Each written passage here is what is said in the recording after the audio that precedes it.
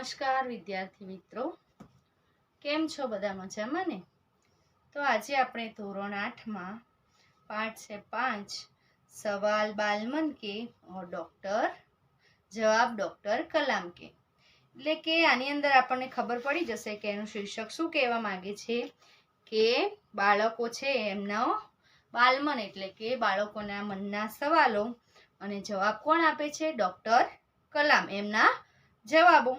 તો એમની જે વાતચીત છે બંને વચ્ચે જે વાતચીત થઈ છે એના વિશે આપણે જોઈએ આગળ। तो प्रश्नोत्तर शैली में प्रस्तुत यह साक्षात्कार डॉक्टर अबुल पाकिर जैनाबुद्दीन अब्दुल कलाम से बच्चों के बातचीत पर आधारित है। એટલે કે આ જે પ્રશ્નોત્તરી શૈલીની અંદર એટલે કે અહીંયા પ્રશ્નોત્તરીમાં આપણે અહીંયા પ્રસ્તુત કરવામાં આવ્યું છે અને આ સાક્ષાત્કાર ડોક્ટર अबुल पाकिर जैनाबुद्दीन और अब्दुल कलाम से बच्चों की बातचीत पर आधारित એટલે કે બાળકોની જોડે કેવી રીતે વાતચીત કરી છે એ આપણને આ પાઠની અંદર આપણને बतावવામાં આવ્યું છે। यह बातचीत तब संपन्न हुई कि डॉक्टर कलाम राष्ट्रपति पद पर आसीन थे। એટલે કે આ વાતચીત ક્યારે સંપન્ન થઈ હતી, પૂરી થઈ હતી કે જ્યારે ડોક્ટર અબ્દુલ કલામ હતા રાષ્ટ્રપતિ પદે હાસિલ કરેલું હતું, આસન હતા, પોતે રાષ્ટ્રપતિ હતા ત્યારે આ એમને આ વાર્તા કરી હતી। वे बच्चों की जिज्ञासा का तुरंत उत्तर देने के लिए सदैव तत्पर रहते थे। એટલે કે બાળકોનો પ્રશ્નનો જવાબ આપવા માટે અબ્દુલ કલામ હતા એ હંમેશા માટે તત્પર રહેતા હતા। તો પ્રશ્નકર્તા છે અહીંયા આપણને પ્રશ્નકર્તા અને ડોક્ટર કલામ જવાબ આપે છે એ આપણને અહીંયા બતાવવામાં આવ્યું છે। તો પ્રશ્નકર્તા છે આર અરવિંદ। કોણ છે? પ્રશ્નકર્તા છે આર અરવિંદ, કક્ષા 3 સેટ મેડલ સ્કૂલ ચેન્નઈ। કઈ સ્કૂલ છે? પ્રશ્નકર્તા કોણ છે કે આર અરવિંદ, કક્ષા 3 ધોરણ 3 અને સેન્ટ મેડલ સ્કૂલ ચેન્નઈમાં આપણને અહીંયા બતાવવામાં આવ્યું છે। આ એક બાળપણની ડોક્ટર કલામના બાળપણની ઘટના છે। डॉक्टर कलाम एना प्रश्न पूछे छे, क्या आप अपने बचपन की कोई यादगार घटना हमें सुना सकते हो? એટલે પ્રશ્નકર્તા પ્રશ્ન કરે છે કે શું તમે તમારા બચપનની કોઈ એવી ઘટના અમને યાદગાર ઘટના હોય અમને એના વિશે જણાવી શકશો? डॉक्टर कलाम कक्षा 5वीं में मेरे शिक्षक श्री शिव सुब्रमण्य अय्यर की एक बात मुझे याद है। શું કહે છે? હું 5મા ધોરણમાં ભણતો હતો ત્યારે મને મારા શિક્ષક શિવ સુબ્રમણ્ય અય્યરની અહીંયા હું વાત કહું છું, મને યાદ છે। एक दिन कक्षा में वे हमें यह बता रहे थे कि कोई पक्षी कैसे उड़ता है। એટલે કે એક દિવસ મને અમારા ધોરણમાં એવું બતાવી રહ્યા હતા કે પક્ષીઓ કેવી રીતે ઉડે છે। उन्होंने हमें रामेश्वरम के समुद्र तट पर ले जाकर इसका जीवंत उदाहरण दिया था। जीवंत यानी कि जीता जागता अथवा जीवित કે એમને મને શું કર્યું હતું? તેમને પક્ષીઓને ઉડવાની સમુદ્ર તટ પર એટલે કે સમુદ્રના કિનારે લઈ જઈને અમને જીવંત એટલે કે જીવતું જાગતું ઉદાહરણ અમને બતાવ્યું હતું। वह ऐसी यादगार घटना थी कि जो मेरे मन मस्तिष्क में हमेशा के लिए बैठ गई थी। શું કહે છે? યાદગાર એટલે કે अविस्मरणीय અને जिसे भुलाया न जा सके उसे क्या कहते हैं? यादगार। वह ऐसी यादगार એટલે કે એવું ઉદાહરણ હતું, એવી યાદગાર પ્રસંગ હતો કે જેનાથી અમારા મન મસ્તિષ્ક એટલે કે દિમાગની અંદર હંમેશા કે લીએ બેઠ ગઈ એટલે કે મગજની અંદર હંમેશા માટે બેઠી ગઈ હતી। इसी से मुझे आगे विज्ञान पढ़ने की प्रेरणा मिली। એટલે કે એનાથી મને આગળ વિજ્ઞાન ભણવાની મને પ્રેરણા મળી। પ્રશ્નકર્તા સરયુ મકર કક્ષા એનું નામ શું છે? સરયુ મકર। એની ધોરણ કયું છે? કક્ષા 5 વાલ્મીકી નગર હિન્દી માધ્યમિક શાળા નાગલપુર। એટલે કે વાલ્મીકી નગર હિન્દી માધ્યમિક શાળા હતી નાગલપુરની અંદર, એને આ પ્રશ્ન કર્યો હતો। बचपन में हमें किस भाषा को प्रमुखता देनी चाहिए? શું કહે છે? ભાષા તરફ કોનો દ્રષ્ટિકોણ? કલામનો દ્રષ્ટિકોણ આપણે જાણીશું। એના પહેલા એના જે પ્રશ્નકર્તા હતું એમને શું કહ્યું હતું? બચપન સે અમે કિસ ભાષા કો, એટલે કે બચપનથી અમે કઈ ભાષાની પ્રમુખતા यानी कि महत्व की कई भाषा ने महत्व आपवू જોઈએ। तो डॉक्टर कलाम શું કહે છે?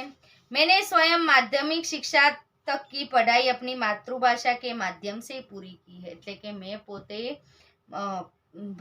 ભણ્યો હતો ત્યારે કઈ ભાષામાં? માતૃભાષામાં મેં મારો અભ્યાસક્રમ પૂર્ણ કર્યો છે, માધ્યમિક शिक्षा સુધી।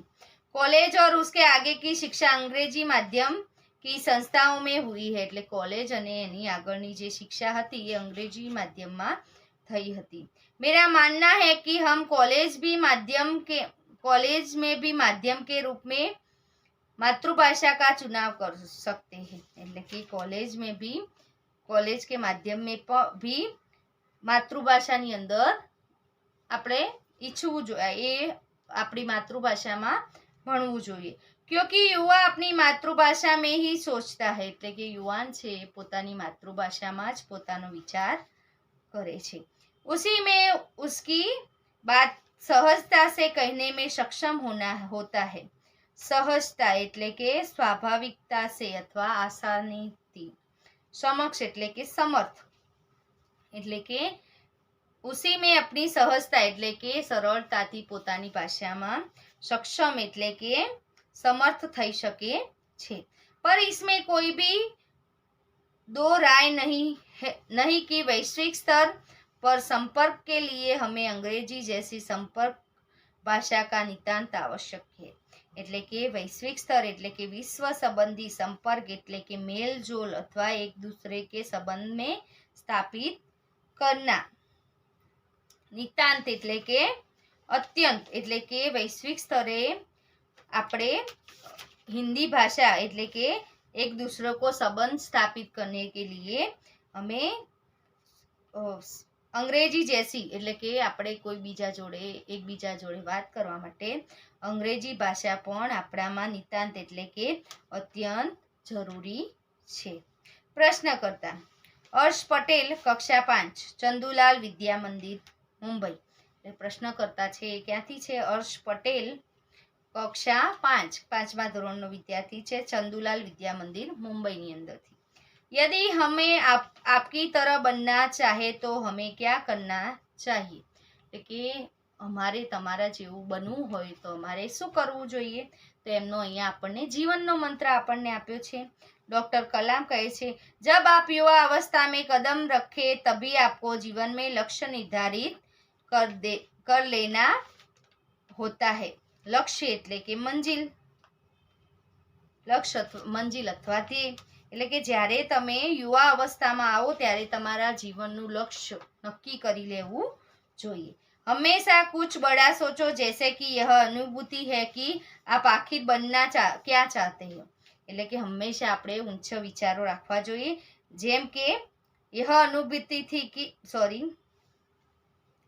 जैसे कि अनुभूति हो कि आप आखिर बनना क्या चाहे, એટલે કે પછી તમે શું બનવા માંગો છો એ તમારે ઊંચું લક્ષ્ય રાખીને આપણે આગળ વધવું જોઈએ।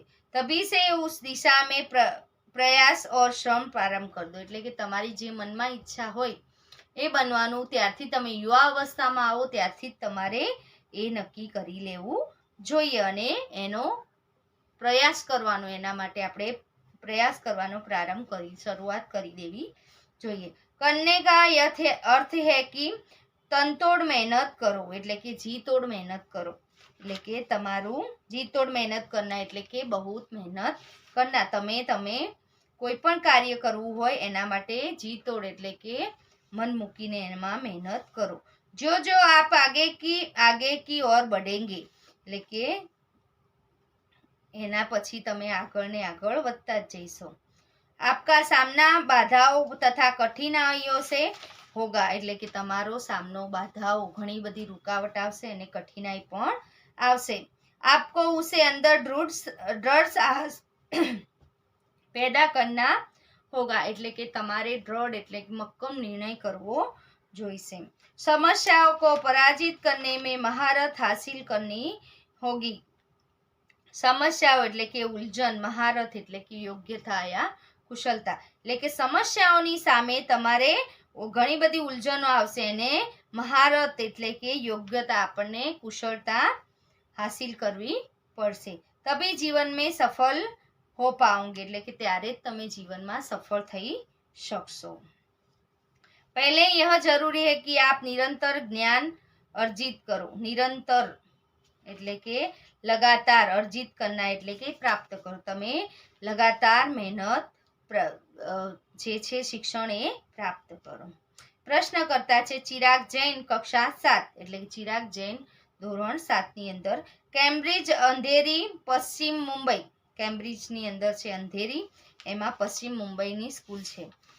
प्रश्नकर्ता चिराग जैन वह कौन सी बड़ी चुनौती थी जिसका सामना हमें आज भी करना पड़ रहा है એટલે કે એવી કઈ બડી ચુનૌતી એટલે કે એવો પ્રશ્ન હતો જેનો સામનો તમારે અત્યાર સુધી કરવો પડે છે। તો ભારતની સામે સૌથી મોટો પડકાર એના વિશે આપણે જોઈશું। डॉक्टर कलाम भारत सन 2020 में एक विकसित राष्ट्र के रूप में परिवर्तित करना और देश के 1 अरब से अधिक नागरिकों के चेहरे पर मुस्कान दिखाना એટલે કે 2020માં દેશ વિકસિત રાષ્ટ્ર બનાવીને પોતાના 1 અબજ નાગરિકોની ખુશી માટે કામ કરવાનું અને બધાના મોઢામાં ખુશી જોવાની। यही राष्ट्र के समक्ष सबसे बड़ी चुनौती थी એટલે કે આ રાષ્ટ્રની સમક્ષ એટલે કે રાષ્ટ્રની આગળ એક મોટામાં મોટી ચુનૌતી હતી। પ્રશ્નકર્તા હર્ષ ચાંડક, કક્ષા 7, હર્ષ ચાંડક છે ધોરણ 7 ની અંદર। ડોક્ટર એસ રાધાકૃષ્ણ વિદ્યાલય મલાડ મુંબઈ એટલે કે ડોક્ટર એસ રાધાકૃષ્ણ વિદ્યાલય છે મલાડ મુંબઈમાં। आपकी दृष्टि से साहस की परिभाषा क्या है એટલે કે તમારી દ્રષ્ટિથી સાહસની પરિભાષા કઈ છે? तो अपनी जान की परवाह किए बिना दूसरों को संकट या आपदा से बचाना साहस है એટલે કે તમારે પોતાની જાતની પરવા કર્યા વગર બીજાની જાતને બચાવી એ નુકસાન, આપદા એટલે કે વિપત્તિથી બચાવી એ જ મોટામાં મોટું સાહસ છે। પ્રશ્નકર્તા છે તરુણ પટેલ, કક્ષા 8 ધોરણ 8 ની અંદર તરુણ પટેલ છે સ્વામિનારાયણ ઇન્ડિપેન્ડન્ટ સ્કૂલ લંડનની અંદર આવેલી છે। એને પ્રશ્ન કર્યો છે हम प्रवासी भारतीय मातृभूमि के प्रति गर्व की भावना कैसे विकसित करते हैं એટલે કે અમે ભારતીય માતૃભૂમિની પ્રતિ ગર્વની ભાવના કેવી રીતે વિકસિત કરીએ? તો ડોક્ટર કલામ કહે છે, તો શું કહે છે? નેતાઓને બોધ આપે છે भारतीय मूल कोई भी व्यक्ति एक बृहद भारतीय परिवार का अंग है। बृहद એટલે કે વિશાળ અંગ છે। ભારતીય મૂળ કોઈ પણ વ્યક્તિનું વિશાળ ભારતીય પરિવારનું એક અંગ છે। और उसे हमारे देश की सांस्कृतिक विरासत पर गर्व है। सांस्कृतिक विरासत એટલે કે ધરોહર, और हमारे देश की सांस्कृतिक विरासत એટલે કે આપણા દેશની વિરાસત એટલે કે ધરોહર ઉપર બધાને ગર્વ છે। सौभाग्य से आप लोग ऐसी स्थिति में है कि अपनी मातृभूमि से अच्छी तरह जुड़े हुए એટલે કે તમે લોકો સૌભાગ્યશાળી છો કે એવા વ્યક્તિ એવી સ્થિતિમાં છો કે માતૃભૂમિ તરફ તમે સારી રીતે જોડાયેલા છો। और यही आपके लिए गौरव की बात है એટલે કે આજ તમારા માટે ગૌરવની વાત છે। પ્રશ્નકર્તા છે સત્યમ, કક્ષા 10 જિલ્લા સ્કૂલ મુંગરે એટલે કે સત્યમ એનું નામ છે, કક્ષા કઈ છે, ધોરણ કયું છે? 10મું, જિલ્લા સ્કૂલ મુંગેર, મુંગેરની અંદર અહીંયા બતાવવામાં આવ્યું છે। जो भी बच्चे आपसे मिलते हैं वे कहते हैं कि एक सुप्रसिद्ध वैज्ञानिक, इंजीनियर, डॉक्टर आदि बनना चाहते એટલે કે જે વ્યક્તિઓ તમને મળે છે એ વ્યક્તિઓ શું કહે છે? એક સુપ્રસિદ્ધ વૈજ્ઞાનિક, प्रसिद्ध वैज्ञानिक, इंजीनियर, डॉक्टर यदि बनना चाहते हैं। किसान, मजदूर और कलाकार भी एक राष्ट्र के लिए उतने ही महत्वपूर्ण हैं। हमें ऐसे ही परिवारों से आते हैं। हमारे लिए आपका क्या संदेश है? શું કહે છે કે જેટલું વૈજ્ઞાનિક, એન્જિનિયર અને ડોક્ટર એ બનીને જેટલું પ્રસિદ્ધ છે, એવી જ રીતે કિસાન, ખેડૂત, મજદૂર અને કલાકાર પણ રાષ્ટ્રની અંદર એટલા જ મહત્વપૂર્ણ છે જેટલા આ પરિવારો છે. અમારે એટલે કે આવા વ્યક્તિઓ છે, એના માટે તમારો શો સંદેશ છે? તો કિસાન, મજદૂર, કલાકાર આદि દસ્તકાર એટલે કે એ બધા પણ દસ્તકાર એટલે કે જરૂરત, એ બધાની પણ हमारे राष्ट्र के अभिन्न अंग है એટલે કે એ બધા પણ આપણા રાષ્ટ્રના એક અભિન્ન અંગ છે. अभिन्न એટલે કે अटूट, जो टूट ना सके वो. उन सभी की सेवाएं समान रूप में दरकार है એટલે કે બધાની સેવાઓ આપણે અભિન્ન રૂપથી દરકાર છે. એટલે કે દસ્તકાર એટલે કે શિલ્પક અને દરકાર એટલે કે અભિન્ન. आप सभी को चाहिए कि वह अपने क्षेत्रों में खूब उन्नति रखे એટલે કે તમારે બધાએ એ ક્ષેત્રમાં ખૂબ ઉન્નતિ કરીને આગળ વધે. પ્રશ્નકર્તા છે રોહિત ચતુર્વેદી, કક્ષા 11. પ્રશ્નકર્તા ક્યાંનો છે? રોહિત ચતુર્વેદી, ધોરણ 11. ઇસ્માલિયા ઇન્ટર કોલેજ ઇટાવા એટલે કે ઇસ્માલિયા ઇન્ટર કોલેજ ક્યાં છે? ઇટવાની અંદર. તો વધતી જતી વસ્તુ પર કાબુ અને બેકારીનું નિયંત્રણ, અહીંયા આપણને એ જાણવા મળશે. આપ કહેતે हैं कि भारत में 2020 तक विकसित राष्ट्र बन जाएगा, पर निरंतर बढ़ती जनसंख्या और बेरोजगारी इसे संभव होने देगी. શું કહે છે કે તમે કહો છો કે 2020ની અંદર ભારત વિકસિત રાષ્ટ્ર બનશે, પરંતુ વધતી જતી जनसंख्याથી बेरोजगारी इसे संभव होने देगी એટલે કે બેરોજગારી આને સંભવ થવા મળશે. ડોક્ટર કલામ કહે છે, શું કહે છે? વધતી જતી વસ્તીનું કાબુ અને નિયંત્રણ અને બેકારીનું નિયંત્રણ વિશે અહીંયા આપણને જણાવવામાં આવશે. તો ડોક્ટર કલામ, विकास स्वयं जनसंख्या वृद्धि को रोकने की अचूक औषधि એટલે કે વિકાસ છે એ પોતે જનસંખ્યા અને વૃદ્ધિને રોકવા માટેનું अचूक औषधि है. अचूक એટલે व्यर्थ न जाने वाली औषधि है. इसमें जन शिक्षा, विशेषकर स्त्री शिक्षा की बात भी सम्मिलित है. શું કહે છે કે એની અંદર વિશેષકર સ્ત્રી શિક્ષા એટલે કે સ્ત્રીઓની શિક્ષણ પણ એક અંદર सम्मिलित કરેલું છે. इसे छोटा परिवार, सुखी परिवार की मान्यता को बल मिलता है એટલે કે સ્ત્રી શિક્ષણ મળશે તો છોટા પરિવાર, સુખી પરિવાર की मान्यता એટલે કે આ માન્યતા માનવામાં આવશે એ પણ જરૂરી છે. भारत में 2020 का मिशन यहाँ के युवाओं को रोजगार पर्याप्त अवसर सुलभ कराएगा એટલે કે ભારતની આ જે યોગ્યતા છે એની અંદર ભારતની અંદર 2020નું મિશન હતું, એની અંદર યુવાઓનો રોજગાર અને પર્યાપ્ત સુલભ કરવાएगा એટલે કે પર્યાપ્ત સુવિધાઓ પણ મળશે.